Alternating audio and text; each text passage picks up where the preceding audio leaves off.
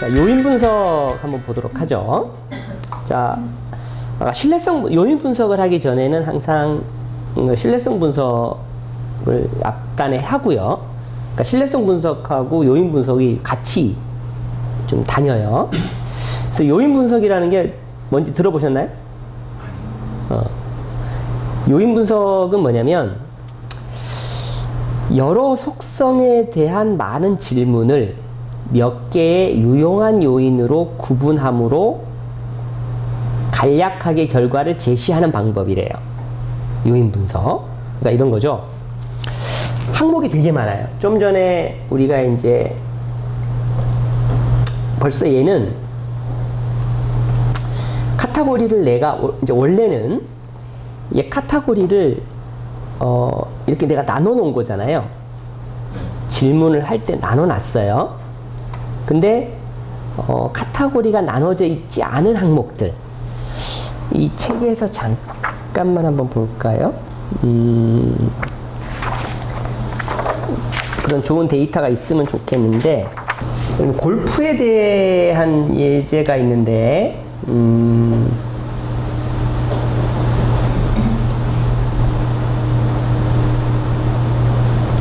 여가 선용, 예를 들면 여가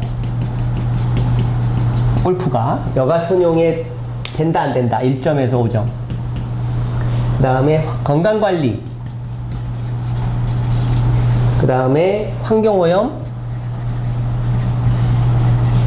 그 다음에 외화낭비, 해외인가 보죠? 같은 거. 여기에 대해서 이제 설문을 막 했어요. 그러면 얘가 요인이잖아요. 요인들이잖아요. 변수들이란 말이지. 근데 이게 4개니까 이제 망정인데 이게 훨씬 더 많다. 라고 하면, 얘를 몇 개의 요인으로, 함축시킬 거냐의 문제인 거예요. 예를 들면 이런 거죠. 여기가 막 이런 거죠. 여기 보면, 정보를, 안전에 대한 필요한 정보를 받도록 도와준다, 숙지하도록 충분히 시간을 준다, 안전보건 교육을 중시한다, 예산을 투자한다. 이거 전체가 어떻게 보면 사업주 의식인 거죠. 이해되나요? 그 다음에 또 계획을 수립한다, 매뉴얼 뭐 한다 이거예요. 이게 전체가 뭐다? 교육 운영 시스템이라고 하는 거를, 이건 지금 내가 이미 카테고리를 나눠버린 거죠. 근데 요인 분석은 뭐냐면 카테고리가 나눠져 있지 않는 리스트 전체를 돌리면 중요한 카테고리 2개로 이렇게 딱 떨어지도록 추출해내는 과정이 뭐냐면 요인 분석이에요. 이해되나요? 또 다른 예제를 한번 볼까요? 책마다 예제들은 되게 많은데 이렇게 느낌이 와야 돼요. 요인 분석이라고 하는 거가 어떨 때 쓰는 거냐?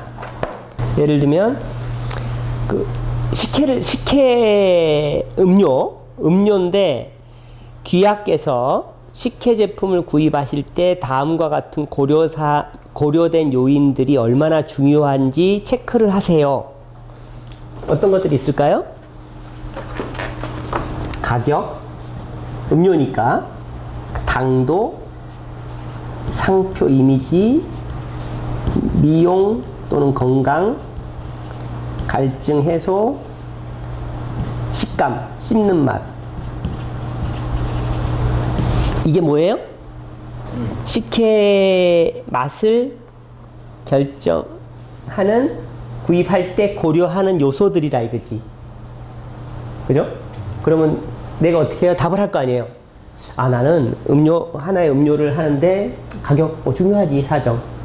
당도 5점. 상표 2점. 미용 건강 예를 들면 한 3점. 그 다음에 뭐예요?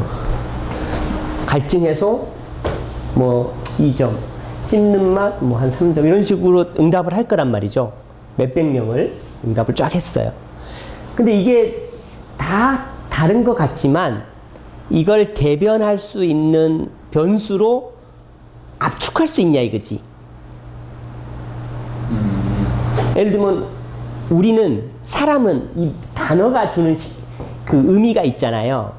가격, 그 다음에 뭐 상표, 뭐 이런 거는 가격 뭐야, 당도, 씹는 맛, 예를 들면 또 갈증 해소, 뭐 이런 거는 하나로 묶고, 가격, 상표 뭐 하나로 묶고, 이런 식으로 사람이 묶는 방법이 있고, 그죠? 또 하나는 컴퓨터가 묶어버린다고. 컴퓨터가 어떻게 묶냐면 이 결과값들을 가지고 묶어버려요. 아, 이놈은 같은 내용들이네, 얘들은 같은 내용들이네, 이런 식으로 묶어버린다고요. 이해되세요? 네. 그 순서가 어떻게 되냐면, 먼저 내가 카테고리를 내가 먼저 묶는 구조가 아니라 응답한 내용들을 가지고 컴퓨터가 묶어 놓은 걸 보고 내가 이름을 장명을 하는 거예요. 거꾸로. 그렇죠. 원래는 거꾸로인 거예요. 변수가 워낙 많아. 내가 이제 이렇게 체크해야 될 변수가 되게 많은데, 컴퓨터 보고 야 묶어봐, 요인 분석을 통해서 묶어봐 그랬더니 한 3개 정도로 이렇게 묶였어요. 근데 여기는 뭐 가격, 뭐 상표가 들어왔고, 여기는 당도, 뭐 씹는 맛, 그 다음에 여기는 뭐 미용 건강, 그 다음에 갈증 해소, 이렇게 들어왔단 말이지. 그러면 여기는 내가 이름을 붙이는 거예요. 얘는 이미지, 예를 들면 요거는 뭐 식감, 이거는 뭐 이런 식으로 대표되는 이 변수로 축소시키는 거예요. 어떤 의미인지 이해되시나요? 네. 컴퓨터는 텍스트를 기준으로. 아니요. 값을 기준으로.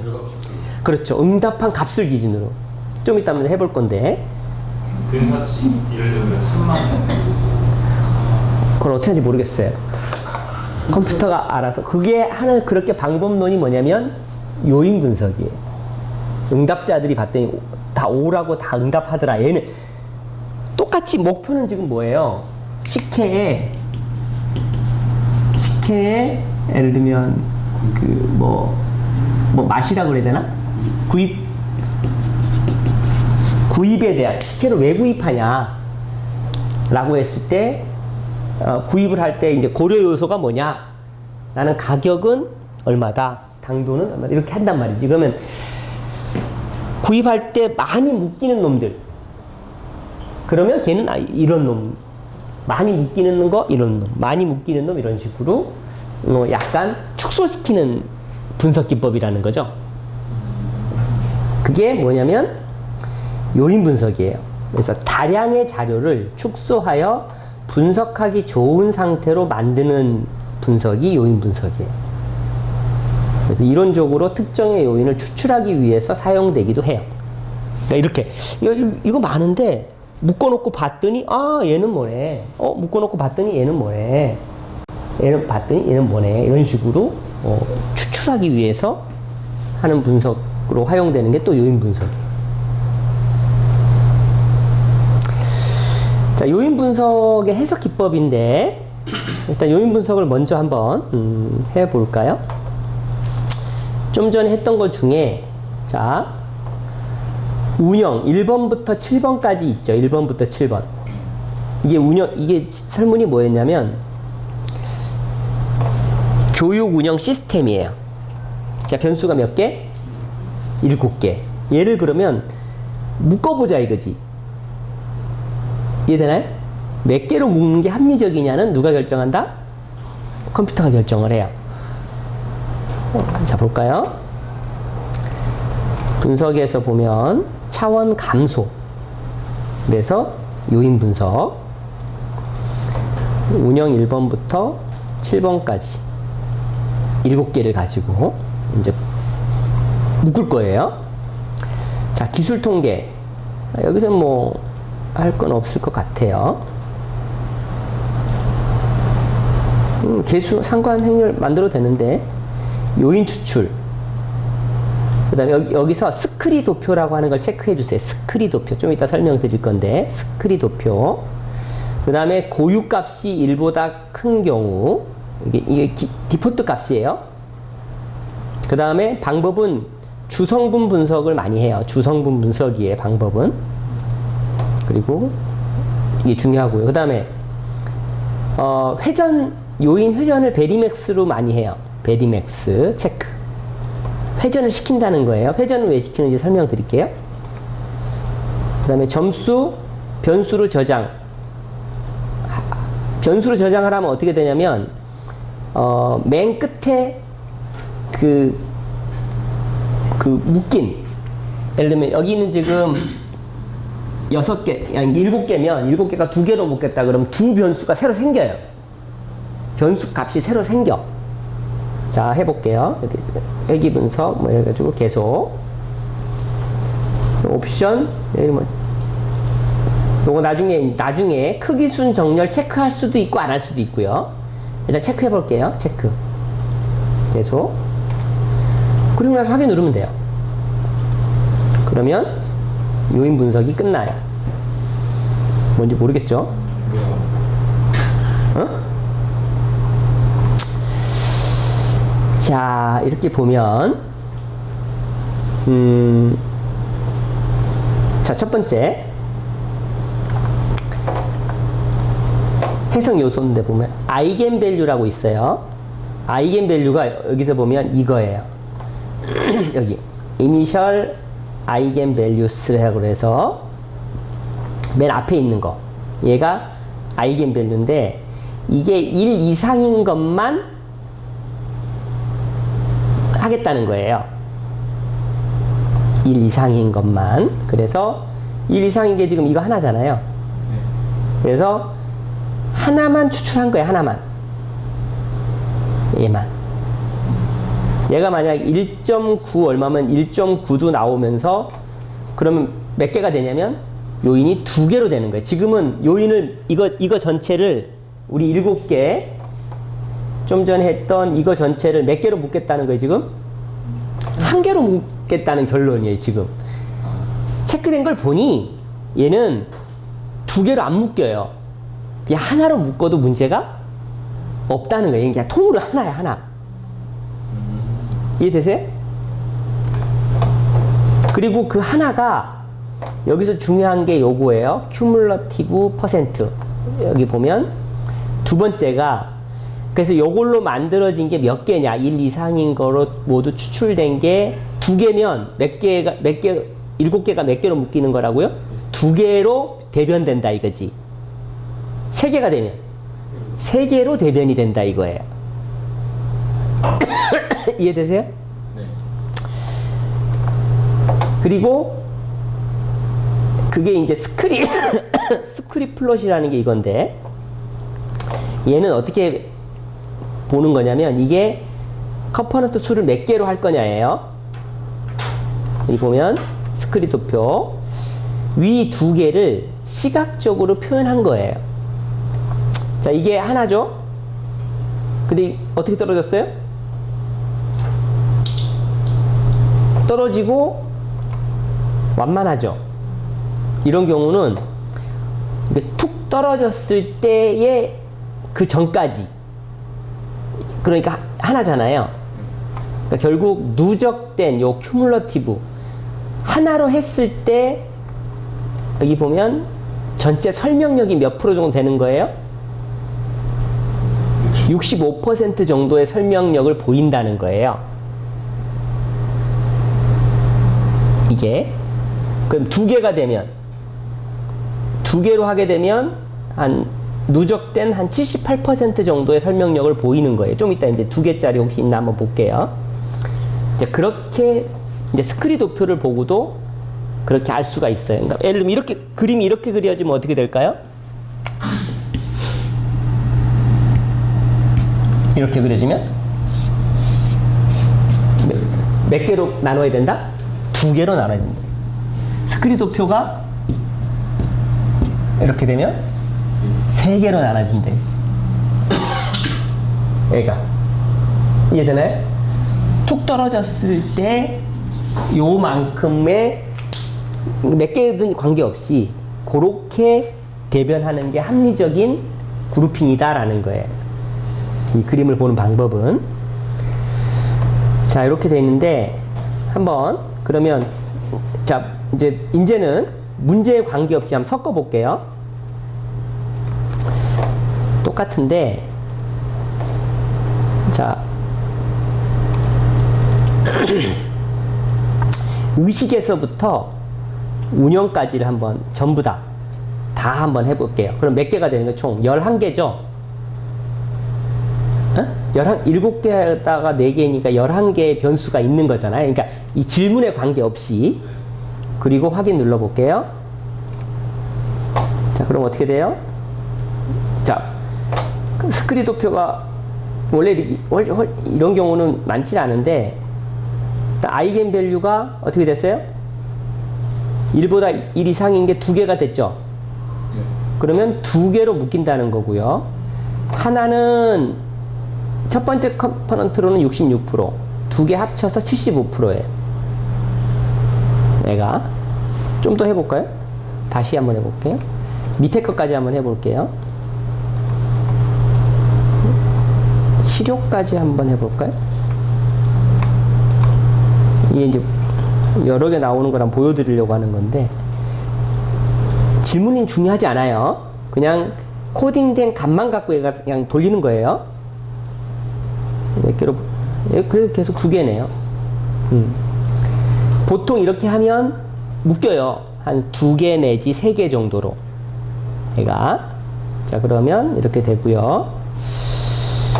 그 다음에 이게 이제 원래 그 컴포넌트에 미치는 영향이에요. 영향. 얘가. 그래서 5도로 내린 거예요. 그리고 이거를 조금 더 명확하게 위해서 0에서 1 사이 값인 로테이트, 회전시킨 그 매트릭스가 만들어져요. 이게. 그러면 자, 예를 들면 운영 1번은 여기에 많은 영향을 미쳐요? 여기에 많은 영향을 미쳐요? 1에 영향을 많이 미치는 거잖아요. 그래서 2개를 보통 이 2개를 비교해서 큰 쪽을 묶어요. 보면 2가지 컴포넌트인데 0.82로부터 쭉 내려서 어디까지? 여기까지. 여기까지 몇 개예요? 한 8개인가? 하여튼간 둘, 넷, 여섯, 여덟, 11개네. 그죠? 11개까지. 그리고 나머지 3개. 3개는 컴포넌트 2에 더 많은 영향을 미치잖아요. 이해되세요?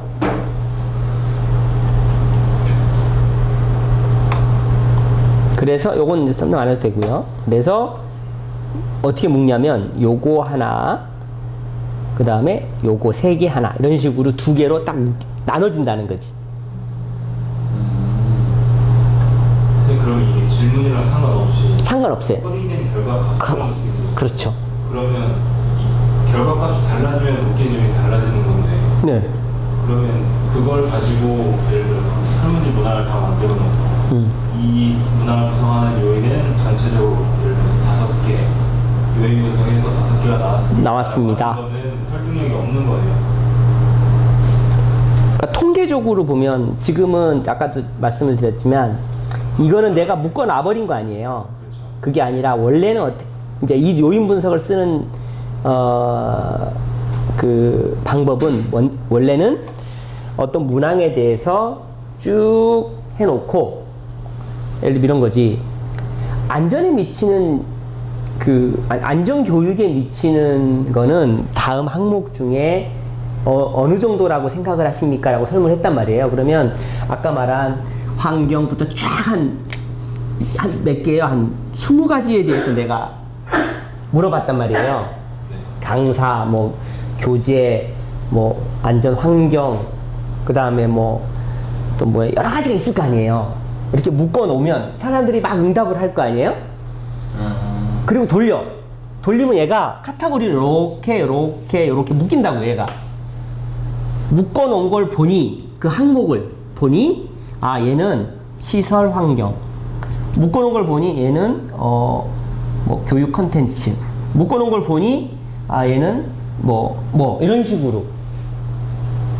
장명을 언제 하는 거라고요? 나중에 하는 거라고요. 요인 분석은. 얘들은 하나로 봐도 되는 놈들이겠구나. 그래서 얘를 대표적으로 뭐라고 하자. 얘는 뭐라고 하자. 뭐라고 하자라고 하는 거지. 카테고리로 묶어놓고 질문을 하면 요인 분석을 못 하죠. 그냥 뭐 하나의 질문을 해놓고 여러 가지 요소들, 그렇죠. 요소들이 쫙 있을 때 그걸 대표 요소로 추출해낼 때 쓰는 방법이라고요. 그걸 가지고 묶어서 얘를 뭐다. 그렇죠, 뭐다, 그렇지, 이렇게 그렇죠. 이렇게 나눈다는 말씀. 그렇죠, 그렇죠.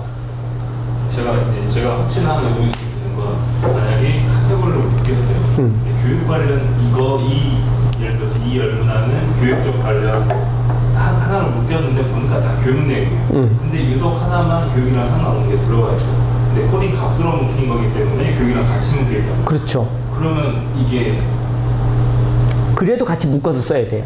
그래야 돼요. 네.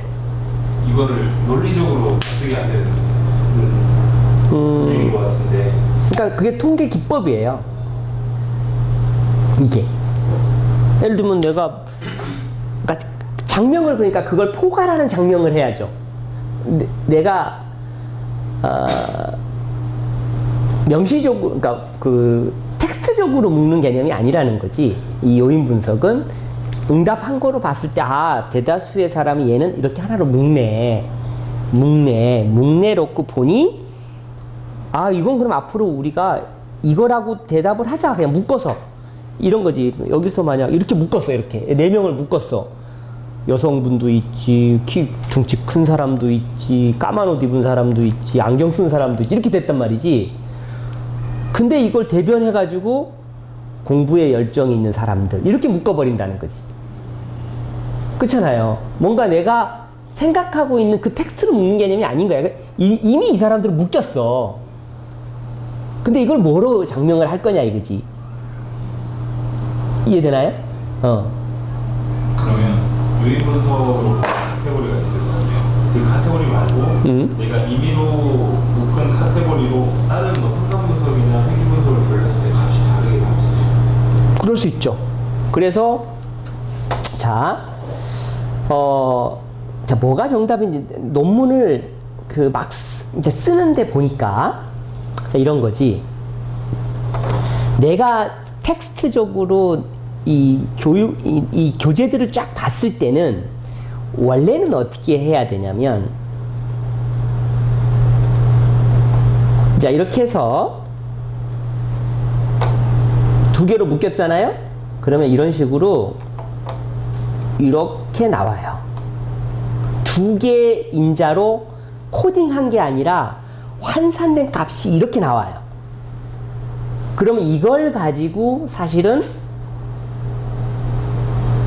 회귀 분석을 돌려요. 상관 분석 돌릴 수 있고, 잠깐 상관 분석 돌려볼게요. 이 2개를 가지고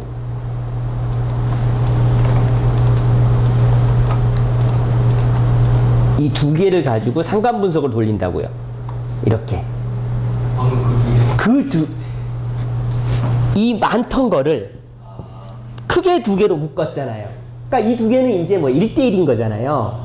그럼 얘는 상관 분석 돌릴 수가 있어야 되는데, 이렇게 돼 있으면 데이터가 이렇게 묶였어요, 이렇게 묶였어요 말만 하면 이거 어떻게 돌려? 못 돌리잖아요. 그래서 이렇게 묶으면 2개로 되잖아요.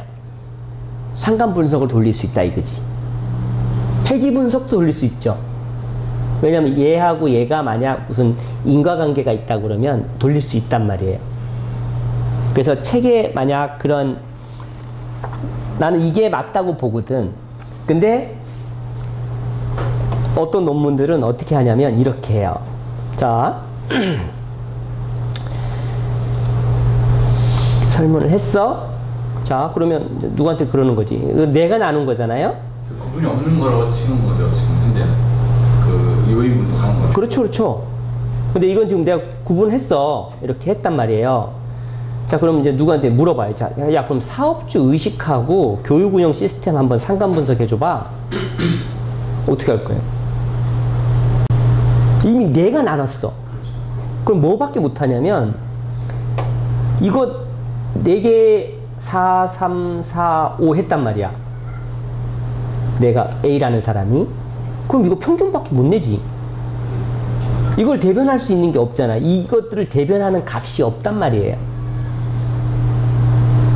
근데 대다수의 논문이 이렇게 써요. 왜냐면 야, 너 교육 운영 시스템 뭘로 할 거야? 뭘로 할 거냐 이거지. 변수는 되게 많은데 이해되나요?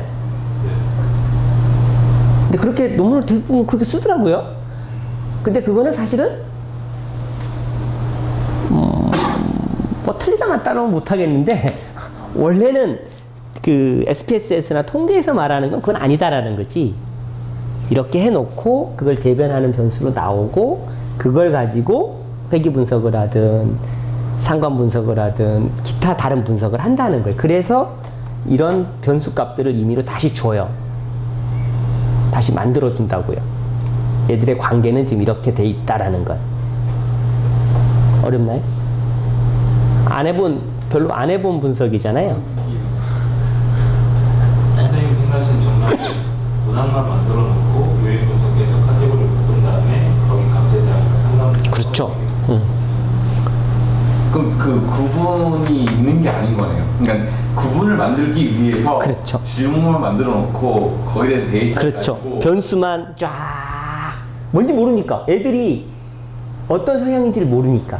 만들어서 그거를 요인 분석을 돌려서 그렇죠. 다시 나눈 다음에 네. 그걸 가지고 다시 나눠져 있는 거니까 그걸 제목을 써주고 그걸 가지고 회귀 분석이라든지 상관 분석이라든지 그건 다 돌려야 된다. 그렇죠, 그렇죠. 요인 분석을 요인을 나눴는데 제가 비교하고자 하는 요인은 분류가 안 돼. 안 섞기, 그렇죠. 그러면 그러니까 그때는 요인 분석을 쓰면 안 되는 거예요, 내가 보기에는. 그때는 내가 나눠버렸잖아, 이미. 요인 분석의 목적은 뭐다? 헷갈리잖아요. 여러 개를 암묵적인, 그러니까 여러 개를 내가 원하는 그러니까 통계적으로 묶고자 하는 거거든요. 근데 내가 이미 묶어버렸으면 그 분석을 할 필요가 없잖아요. 그래서 우리가 보통 어. 학위 논문 쓸 예, 때 예. 선생님 분석할 때 다 그렇게 카테고리랑 다 나눠서 나눠서 하잖아요, 그죠? 네, 무슨 뭐 사업적 의식 그렇지. 쭉 나오고 그러니까. 이게 그 필요한 자재나 도구가 그거에 대해서 쭉쭉 나오고 이렇게 다 묶어서 설문지를 조사하지 않습니까? 맞죠. 이렇게 선행으로 안 묶으면 질문지가 어떻게 나와요? 그냥 예를 들면 산업안전 교육에 미치는 요소들에 대해서 그냥 응답하게 하는 거죠. 그러니까 그럼 만약 아까 갑니다. 그럼 감리에 대해 이걸 하기에 대한 미친 영향이라는 거는 그게 하나인 거고 거기서 저는 요인들을 쭉 100개든지 200개든지 그렇죠. 쭉 만든 다음에 네. 걔를 설문하게 해놓고선 묶는 거예요, 이렇게. 그때 쓰는 기법이 요인 분석이라는 거지. 그러니까 뭐가 이렇게 카테고리 없이 그렇죠. 하나만 대제목 하나만 가지고 그 요인을 다 제가 해야 될 요인들을 쭉 설문을 해서 그래서 약간 그게 최근에 학위 논문에도 그렇게 하나요? 그게 정설이라니까요. 그게 정설인데 그렇게 안 한다는 거죠. 왜냐면 아까 말한 것처럼 내가 생각하는 대로 안 묶이거든. 변수는 내가 정의를 해놨는데. 그렇게 나와야지만 데이터 그렇죠. 내 거로 해서 이렇게 됐습니다. 그렇죠. 그래야 되는데 예를 들면 책의 예제로 보면 데이터를 가지고 돌렸더니 이렇게 같이 묶였어. 그리고 요렇게 묶였어. 그랬더니 이 사람은 이걸 뭐라고 영명을 했냐면 골프의 얘는 유용성, 밑에는 골프의 의식, 이렇게 명명을 했어요. 얘가. 근데 우리는 지금 논문을 쓸 때 어떻게 해요? 이미 내가 명명을 해놓죠. 이미 먼저 하고 해놓죠. 그러니까 할 수 있는 게 그럼 요거 설문 잘 있는지 신뢰성 분석하고 요거 신뢰성 분석하고 이미 요거 신뢰성 분석을 해버리는 거죠. 그렇잖아요. 근데 원래 요인 분석이라고 하는 놈은 그게 아니라 항목이 되게 많은 거를 컴퓨터가 돌려서 카테고리화로 묶어놓고 그 다음에 어떤 분석할 건지는 그 다음 문제라는 거지. 그걸 그럼 통계적으로 몇 개로 묶는 게 이렇게 많은 걸 핸들링하기가 어렵잖아요. 그러니까 그 대표 명령을 할 수 있도록 묶고 그것에 대한 값을 이렇게 도출시켜 놓고 얘를 가지고 분석을 한다는 거지. 이렇게 되면 제가 만약 결론을 딱 벌써 머릿속에 생각해 놓고 네. 설문지를 만들 때는 그 결론에 맞게끔 설문지를 뭘 안 나올 수 있겠지만 네, 그게 작성을 한다고 하는 거죠. 대표적으로 보편적으로는. 근데 이게 이거지. 이렇게 하면 그런 게 없지. 안 맞을 수도 있는 아, 거. 그렇죠. 근데 명령을 어떻게 하냐에 따라 나름이에요. 여기에 이상한 게 들어와도 얘를 통틀어서 뭐라고 명령을 하는 거잖아요. 이게 정확하게 얘의 이름이 된다는 건 아닐 수도 있거든요. 대다수가 그런 거지. 최대한 문항수를 줄여보려고 그렇죠. 예상 카테고리를 만들어 보려고 파일럿 조사를 해서 코딩 값이 달라지면 또 다르게 바뀌는 그럴 수 있다니까요. 그때 쓴 기법이 요인 분석이. 너무 막 복잡하게 생각하지 마세요. 야, 내 논문하고 안 맞게 돼. 그게 아니라 얘는 통계적으로 설문을 쫙 해. 너무 많아. 그래서 얘를 대표적으로 묶어보겠다라고 하는 거가 통계 기법 중 하나가 만약 내가 이거를 조절할 수도 있어요. 여기서 요인 분석에서 추출을 내가 3개로 만들 수도 있어요. 이렇게 3개로 해주세요. 그러면 3개로 묶인다니까요. 이렇게 3개로 이렇게 3개로 묶여요. 이렇게 3개 컴포넌트로 해가지고 여기서부터 여기까지는 여기까지 하나, 그 다음에 여기서부터 여기까지가 하나, 요렇게 하나. 내가 강제로 묶어버린 거야. 자동으로 묶이게 할 수도 있고, 내가 카테고리를, 근데 우연히 봐보세요. 지금 보세요. 묶어놓고 보니까 시료 1, 2, 3이 하나잖아요. 한 텀이잖아. 네. 이 3개 수치 중에 제일 높은 거. 또 얘가 한 텀이죠, 지금. 운영 5, 6, 7이 한 텀이고, 나머지가 얘인 거야, 지금.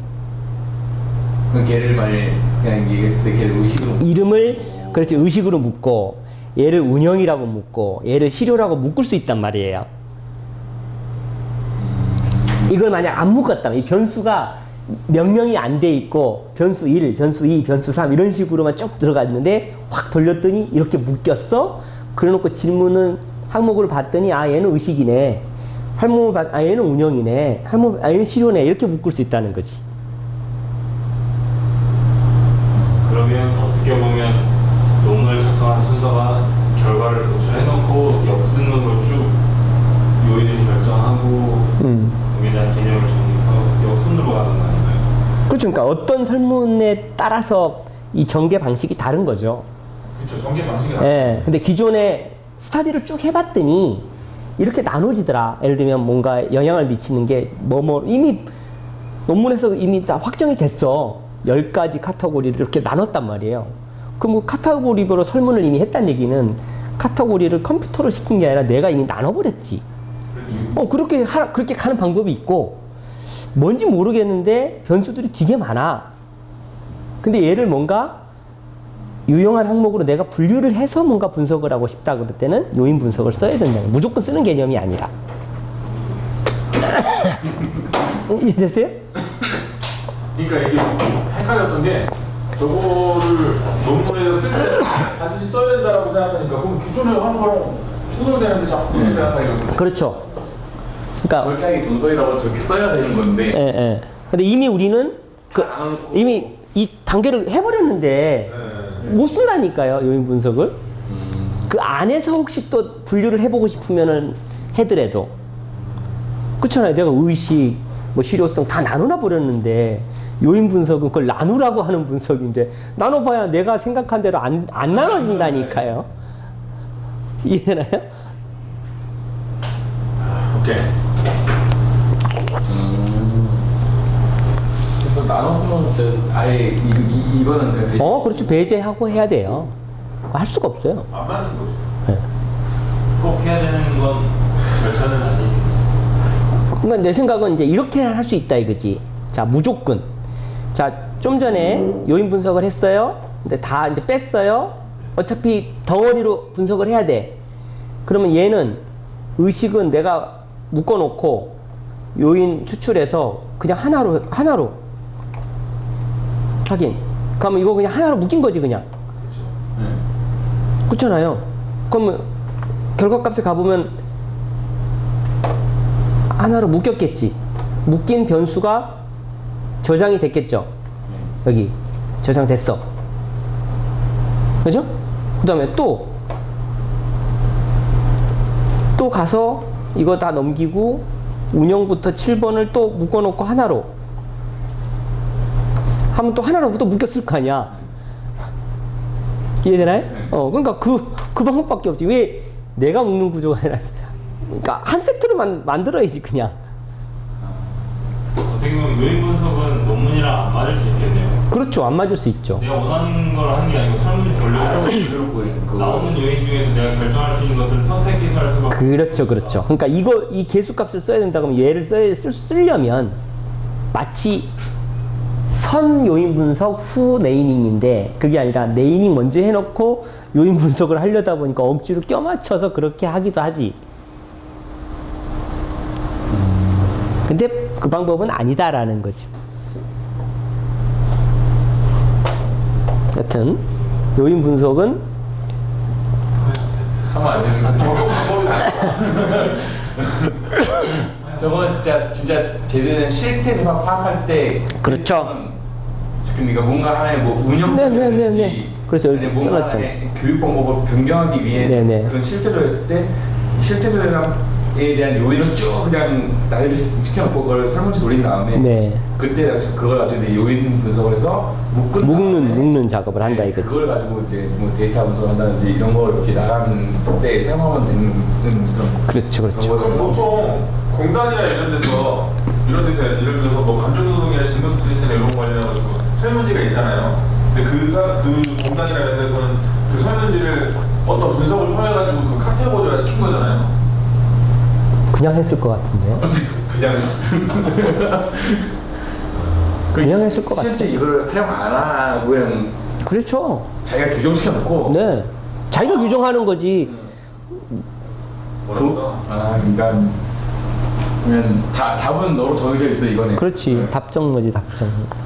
요인 분석을 꼭 안 해도 되는 게 어차피 코딩 값에 따라서 분류가 계속 달라지는데 이걸 그렇죠. 꼭 해야 되는지 잘 필요성을 모르겠습니다. 그러니까 뭔가 데이터 변수가 되게 많을 때 그거를 카테고리로 묶어서 어떤 아웃풋을 레포트를 하기 위해서 하는 분석이라는 거예요. 영원히 그게 아니라는 거지. 같은 코딩 값은 계속 같은 거로 분류되는 거죠. 그렇죠.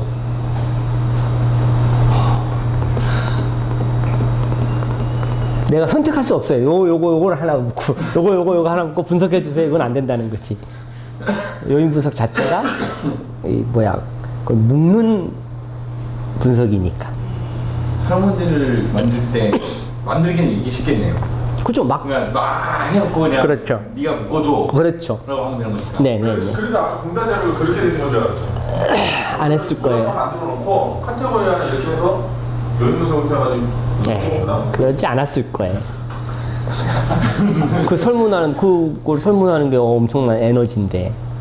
그냥 테스트 내가 보고서 내가 그냥 하는 게 낫지. 설문해서 나오는 건 시간 대 투자가 투자 대 효과가 없지. 근데 만약에 정확도를 따진다면은 이렇게 거꾸로 요인 분석부터 거꾸로 하는 게 더 적합한 건가요? 그렇죠. 뭔가 명확하게 정해진 게 없다면 없는 상태에서 그렇죠. 쭉 설문을 해서 요거는 응답하시는 분들이 요렇게 묶이네 라는 걸로 대변할 수 있다는 거지. 예를 들면 그런 거잖아요. 직업을 선택하는 요소 중에 뭐가 있단 말이지. 그러면 얘들을 묶고 싶어. 근데 기존에는 그냥 묶어놓고 하잖아요. 뭐 성장 가능성 뭐 이렇게 막 한단 말이에요. 그게 아니라 여러 항목을 물어놓고 돌려봤더니 얘거는 뭐 그 복지네. 얘들은 뭐 환경이네, 뭐 성장성이네. 이런 식으로 네이밍은 나중에 하는 거라는 거지. 오케이. 여기까지 할까요? 네.